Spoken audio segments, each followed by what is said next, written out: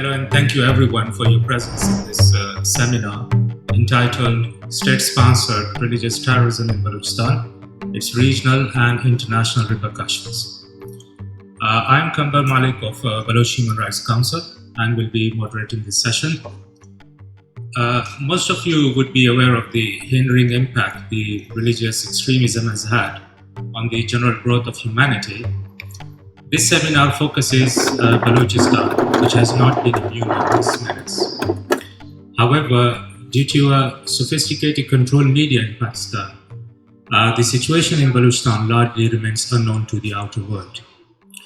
So we have invited an esteemed panel of speakers to explore the Pakistani state's Islamization of Balochistan. So I would expect that the Muslim community takes this whole issue more seriously, stops denying the problem itself. Before we understand the problem and analyze it, it is necessary that we should have a context, we should have a background, and see how it has evolved. So I would probably briefly divulge the background of Pakistan state-sponsored terrorism, and particularly the religious terrorism. Now, Pakistan came into existence, and from day one, it was a military state. There was no really a political party, a political process, whatever they want to, basically. Present the incorrect history, but the reality is that Pakistan from day one, and then it has emerged that with the time it is nothing else but one of the most cruel, ruthless, fascist military state.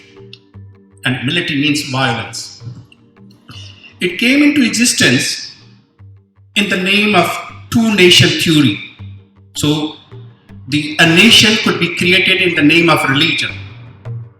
That was now well established without any doubt that it was the imperial design. But it didn't come without any price. At the time of partition, there were one of the worst riots, and more than 1 million people died and burnt in that hell. And soon after creation of Pakistan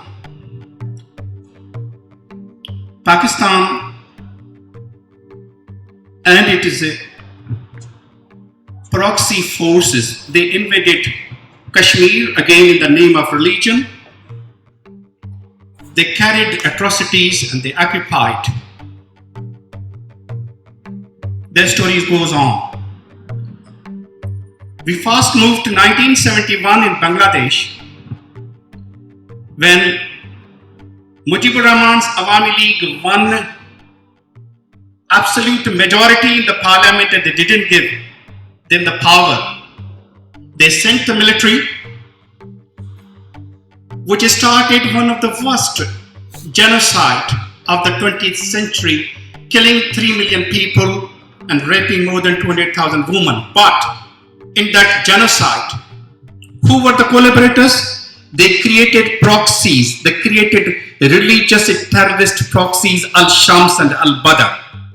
They were the local proxies who identified the people, who identified the intellectuals and politicians, the people who believed in freedom of Bangladesh, and they massacred and butchered them. So, what we see today in Balochistan, that hasn't come all of a sudden, the religious terrorism that the state of Pakistan is sponsoring.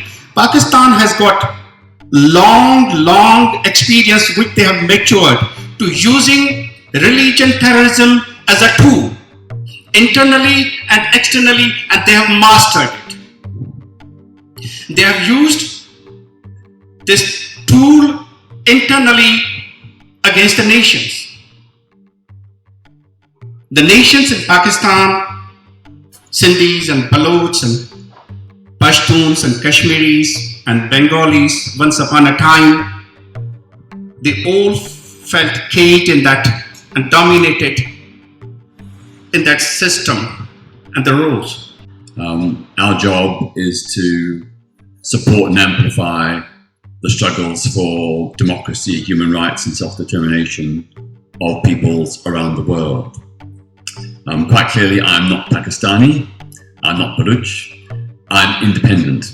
I have no axe to grind, I have no personal gain to make.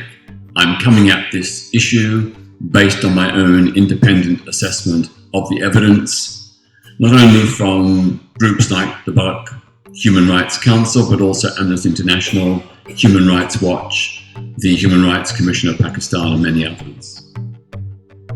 As we've heard from other speakers today, Pakistan has a policy of toleration, if not outright collusion with, Islamist extremism. And shockingly, it does not act against the religious sectarians and those who promote terror, but it does act against those who seek to expose it. We see the widespread de facto toleration of Al-Qaeda, the Taliban, and many other extremist forces in Balochistan. And they are being used very deliberately and consciously as proxy forces to undermine the Baloch nationalist struggle, to undermine the secular traditions of the Baloch people. And what Pakistan is seeking to do is to manipulate and change the narrative from nationalism to religious extremism.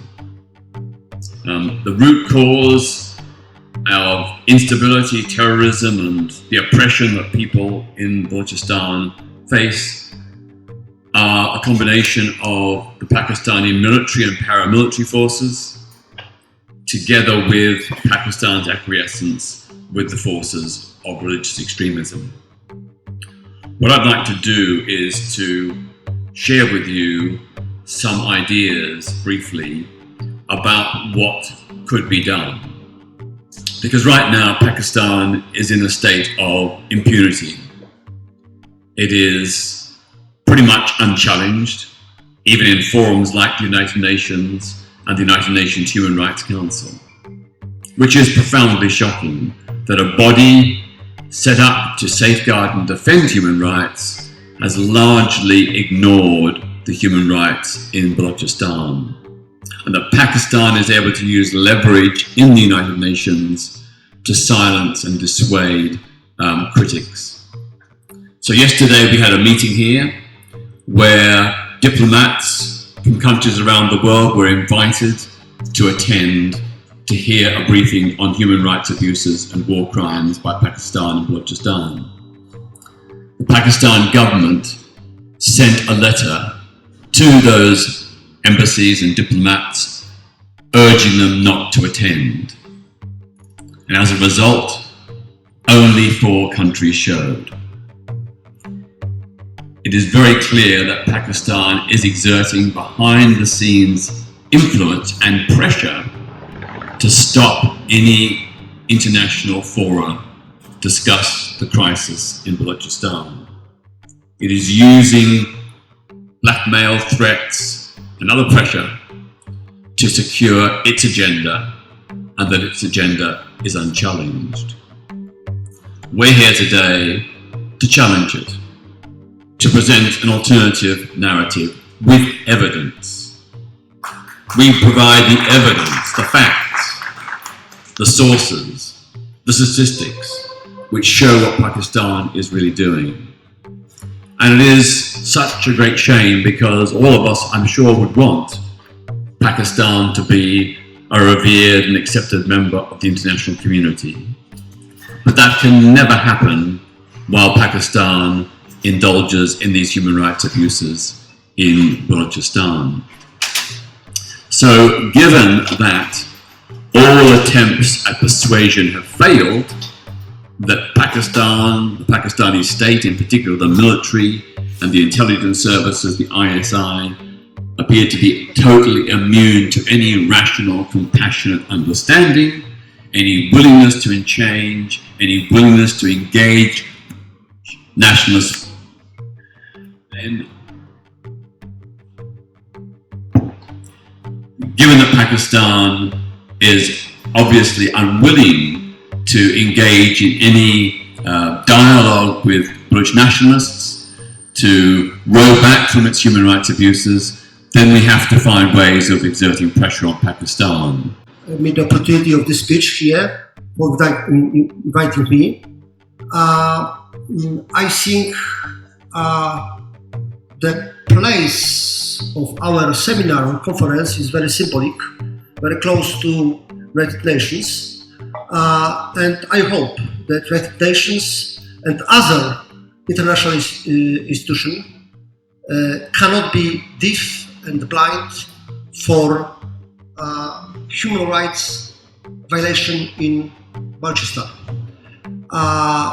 It was my introduction, and now I would like present my few personal remarks about subject of our conference. In Pakistan, the state has turned a blind eye towards the systematic gross human rights violation against religious and ethnic minority groups like Christians, my community, the Baloch, the Hazaras, and the Pashtuns. Terror groups like, very precisely speaking, Lashkar-e-Taiba, Tariq-e-Taliban, Lashkar-e-Jangvi, and their offshoots promote such genocide with regular killing of people from these ethnic groups, becoming an accepted norm by the majority Punjabi community in Pakistan. You remember the situation in 2018 in United Nations General Assembly when Pakistan stood against the discussion on prevention of genocide, war crimes and crimes against humanity, which was supported by as many as 130 members. This makes it quite clear that Pakistan wants the targeted genocide to continue and does not care about its own people. The army in this country is free, practically, not officially, but practically, to murder, kidnap and torture anybody who challenges their exercise of unaccountable power. For those living in the free world, it's hard to fathom the deep sorrow and frustration of families who lost their loved ones in this ongoing extrajudicial killing, especially with no avenue to protest or file police complaints. Finally speaking, my final conclusion is that this complete lack of accountability of the Pakistani government and its military. There is no justice in Pakistan. There is no court or law, nothing, no one is free there. Only military might is ruling the country. When it comes to the Baloch issue, it's the only military which is running Balochistan. And there is a systematic genocide of the Baloch people going on. Children, infants, in fact, ladies, elder ladies, our political leaders, students, lawyers, you name it, the society, the cream of the society have been targeted, extrajudicially killed. People are abducted without any warrants, and their bodies are dumped on the roads the next days. Thousands of Baloch are missing. And the other thing is the topic was religious extremism. You all know, as the panelists have also described, Pakistan is a breeding grounds for terrorism. It is supported, financed, equipped, all terrorists, all sort of terrorists, Taliban's, ISIs, Lashkar-e-Januri, God knows so many. Plus, the other dangerous thing is that we are suffering. Baloch, Sindhis, Shtuns, the other nationalities in Pakistan are suffering. But the West and the UN must know, they already know, that Pakistan is a rogue state. Also, it has nuclear bombs. Now these days, if you follow the Pakistani media, they don't talk about Baloch issues. Thank you very much. Now, once again, I thank our distinguished speakers and other participants for attending. And as Samad Baloch said, that human rights transcends beyond the territories of a particular state. So your support for the Baloch will not only be a personal favor for the Baloch people,